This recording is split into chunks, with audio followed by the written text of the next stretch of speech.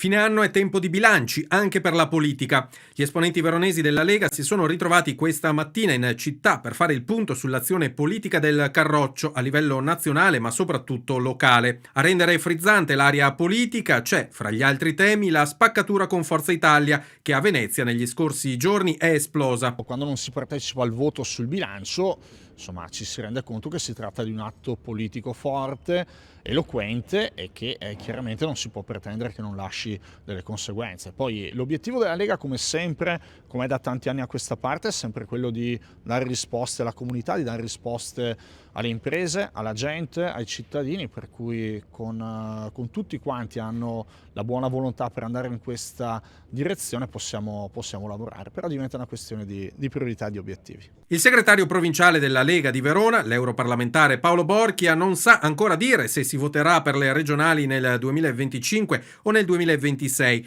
ma se dovesse scommettere punterebbe su un election day nel 26, dopo le Olimpiadi di Milano Cortina. In ogni caso rimane da capire chi sarà il candidato del centrodestra e se la coalizione riuscirà a essere unita. Borchia ovviamente vedrebbe bene un leghista per il ruolo di punta, anche se non dovesse essere Zaia con un nuovo mandato. Non dimentichiamoci che i risultati che sono stati ottenuti con una pressione fiscale a livello regionale tra le più basse d'Italia, per cui diciamo che il rapporto costi-benefici è stato parecchio positivo. Poi per il resto chiaramente riteniamo che la Lega sia un partito che per tradizione, per lavoro sul territorio, ha la capacità di esprimere più candidati spendibili rispetto magari ad altri partiti. Mancano ancora 2 anni e mezzo, ma nel 2027 si tornerà a votare per il sindaco di Verona e il centrodestra sente ancora pesante la sconfitta subita da Damiano Tommasi.